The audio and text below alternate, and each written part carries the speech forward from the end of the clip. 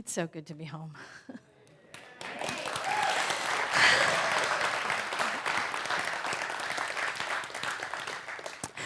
So this month's theme is free to create, and I feel like I've missed it. It's like I've been gone for half of it. How is it going? Free to create, it's going well? Okay, good. I'm so glad. Today's talk is messes and majesty, which we are free to create. Messes or majesty, right? Or both and, which I kind of feel like I create all the time, right? Don't you? Do you you create your own mess, then you clean it up, you create your own mess, you clean it up, it's like, I think a lot of life is swinging back and forth between making the mess, cleaning it up, forgetting who we are, remembering who we are, between our unskilled behavior and our skilled behavior, right? Bumping up against people and just then having to clean up that mess, First we're drowning, then we're walking on water, I think we do that all the time, recognizing the difference between a good idea and a God idea. I do that often. Between trusting spirit and going it alone, I can handle this, right? And then you feel like you can't handle anything, Ernest Holmes said, but if we are divine beings, why is it we appear to be so limited, so forlorn, so poor, so miserable, so sick and unhappy? The answer is that we are ignorant of our own nature and also ignorant of the law of good which governs all things. He goes on to say, I believe that all things are governed by immutable and exact laws. These laws cannot be changed or violated. Our ignorance of any law offers no excuse for its infringement, and we're made to suffer, not because God wills it, but because we're ignorant of the truth. We're individuals. We have free will. We have self-choice. We can learn to experience about mental... Let me say that again. We shall learn by experience about things mental and spiritual, just as we have about things physical and material. There is no other way to learn, and God itself could not provide any other way without contradicting its own nature. Right? We must have free will, and we must be left alone to discover that inner divinity ourselves. If we were programmed to know it, there would be no free will. Oh, yeah, right? See? I know. So it's ours to do. Messes or majesty, gory or glory, what's it going to be? Well, it's both and, isn't it, really, when it comes down to the humans? It's both and. We remember, and then we forget, right? We recognize our own divinity, and then we kind of wander off, and we just sort of forget who we are. We're immersed in truth, and then we go for walkabout. I love that. They talk about that all the time in tennis, when two tennis players are really into it, and then one of them all of a sudden stops playing really well. And I remember Cliff Drysdale always said, oh, he's gone on walkabout. It's like that's what we do, isn't it? We just sort of wander off for a while. We forget who we are. And then we come back, and then we remember. We recognize the truth, the spiritual truth, and then we get hypnotized by the material world. And we start thinking that has any truth or power. We allow ourselves to be controlled by the effects instead of controlling them. You see how that happens? We recognize spiritual truth that everything begins in mind. And then we look at the consequences of our thoughts and we think that has any power. It has no power. It has no power other than the power we give to it. Cause and effect. Cause and effect. We are the cause of our own effects, right? Mind creates, and then we get to gaze at the effects, and then we think, for some reason, that those things have any power over us. They're not. They don't. Effect is merely the manifestation of thought. You are the cause of your own effects. And when we increase our power, when we increase our belief in our power to co-create, from the unseen to the seen, that's faith, right? That is faith, to believe that we have the power to co-create, to make manifest something in the seen from the unseen. Ernest Holmes said it too in the basis for spiritual healing. He said the prayer of faith is not a method by which or through we convince omniscience of anything. Right? All right, then, he says, does the prayer of faith influence the law of God? No. The desk is held in place by gravitational force.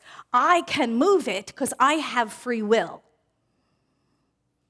I can move myself about in the law that holds things in place because I have free will. But if everyone on earth were to pray, the law not exist, it would still be there. It would still be there. The prayer of faith is about aligning with that power and presence that is still there, that will always be there, that power and presence that always exists. It's never about trying to convince a reluctant God to do anything on our behalf. It is about aligning with a power and a presence. He goes on to say, we must agree there are laws of nature which are independent of our belief, yet they operate on that belief. Not because you and I believe it, but because something operates on our belief. That power and presence that is always there. That is the power of faith. That's the subtle difference that he always talked about between the statement, who by taking thought can add 1 cubit to his stature, and then the other quote that says, it is done unto us as we believe. Now, you take those two together, it seems like a contradiction, right? It seems like a paradox, like those two don't coexist. But we co-create things not by taking thought or holding thought, although everything begins in thought, but by aligning with truth. And then the truth must outpicture. We take thought. We take thought to grow a tree. We plant an acorn. We take action, and an oak tree grows. But we didn't hold the thought. We aligned with the truth. We did our part, and we let the law work out as it works out. It is this immutable law. Our thought did not put the oak tree in the acorn. See what I mean? Our thought led to the action to plant it. It's about knowing what's happening beneath the surface without having to see it. We didn't make the law. We didn't make the tree. We simply allowed a law that already exists to operate through our action by aligning with a law that always exists. Or Emma talked about faith growing itself in us. I love that. And we're studying Emma, and so I got to bring her into this conversation. She said, faith in goodness will feed itself and increase itself in the same way in us until we rise and work miracles through it. We don't seem to handle our faith, it handles us. We become the faith we always were, since faith and God are one thing. Isn't that lovely? I just love that. So the more we stay in faith, maybe the less messes we create. I don't know. Right? The more we stay in faith, the less we fall into doubt. And the more we see those little subtle changes in our lives. We have to continue to affirm truth and deny the false belief. Right? Continue to know truth and deny the false belief. Ernest Holmes said our philosophy is very simple, but not easy. Right? That's what he said. It's very simple, but it's not easy. Our work is done in truth all the time. Not in matter, not in the condition. Our work is always done in truth. That's why we are not to be swayed by appearances. Right? Judge not by appearances, right, in the Bible. But by righteous judgment. Judge not by appearances, because appearances are just the conditions. It's the stuff in the physical level. It's the matter. And the matter is the byproduct of the thought. It is a manifestation. We look at our life, we look at our jobs, we look at our bodies, and we think, oh my God, I got to do something about this. You know.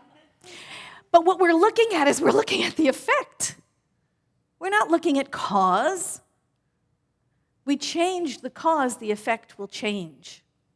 We're looking at the effect and we're thinking it's cause. But the only thing that will change the effect, the condition, the manifestation, is first change in cause. The belief, the knowing, the prayer, the holding to the truth in spite of what it looks like. Right? In spite of what it looks like. As long as we look at the outer and we think it has any power over us, we are going to be at the effect of it.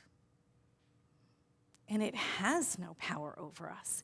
It is simply a product of our thought. Look at the life you're living right now. It's the report card on your previous thinking. It's what it is. Look at your life right now. It is the report card on your previous thinking. If you don't like what you're seeing, the first change is the change in mind. It is the change of cause, not running around changing all of this stuff at the level of the condition. If we're going to change anything, our bodies, our jobs, our living situation, our loving situation, whatever, it is always done in mind first. Because if you're running around at the effect of everything, you will forever be stamping out fires. You know what I mean? If you're just looking at the effects, if you're just looking at the outward picture and trying to fix that all the time, my God, that's exhausting, and you never get to sleep. Anne Lamott, do you like Anne Lamott? I love her. She said, you wake up one day and you're 65 or 75 and you never got to write your memoir, or you never got that novel written, or you didn't go swimming in those warm pools and oceans all those years because your thighs were too jiggly, or you had a big, fat, comfortable tummy, or you were just so strung out on your own perfectionism and people-pleasing. You forgot to have a big, juicy life. Creative life, of imagination, of radical silliness, of staring off into the sky when you were a kid. It will break your heart. Don't let this happen. Don't let the effects, don't let the outward manifestation rule your life. Don't let the outside inform the inside. It needs to be the other way around. Be the cause,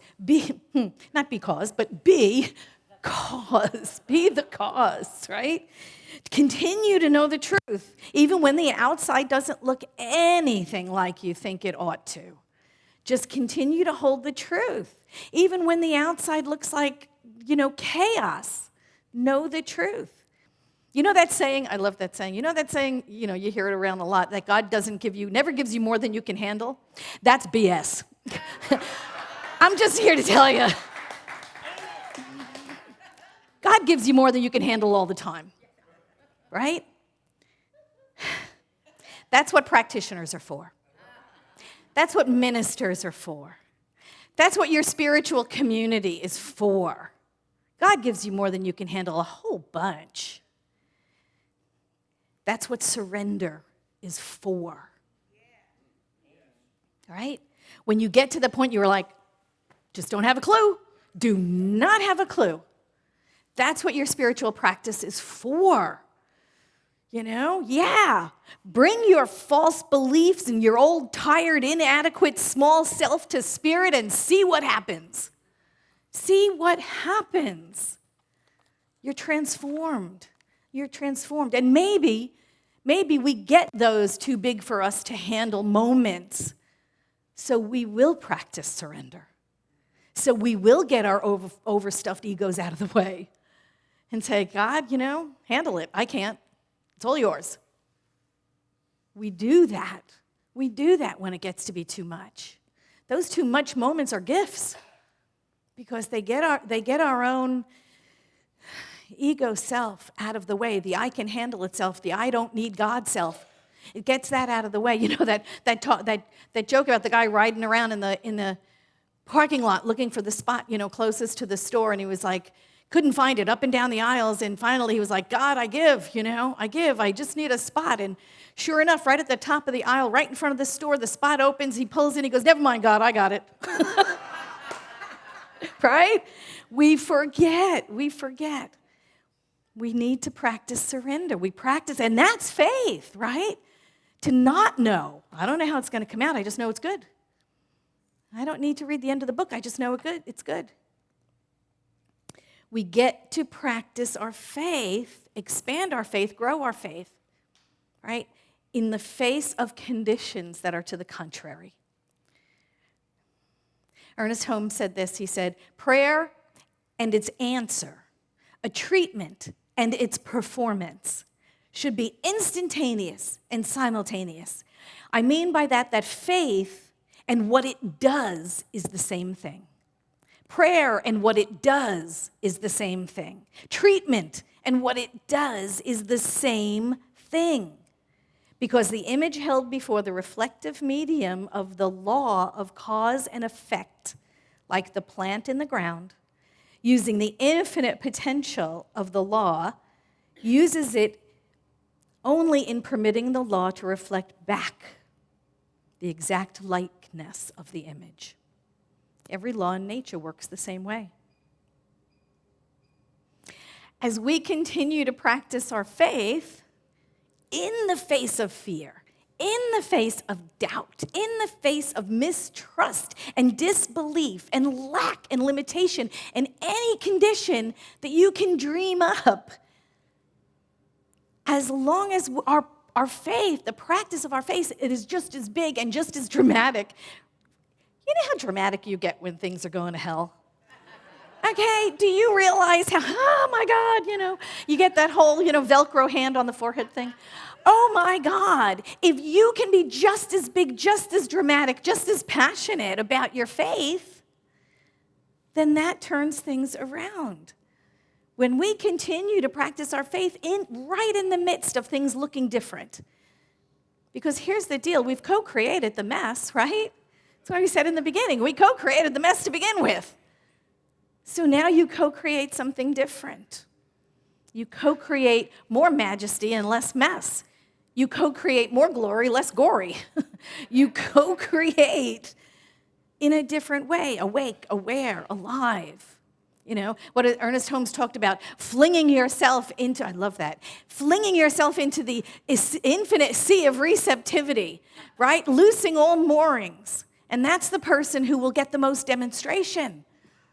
Just fling yourself in there without hesitation, without, oh my God, how's this going to work? I don't know how this is going to work. I don't want to do it unless I know how it comes out, and all of those human questions we have, right? So you just ignore that, and you fling yourself into that sea of infinite receptivity, loosing all moorings, and you're the one that gets the most demonstration. You want to meditate? I'm not working this morning.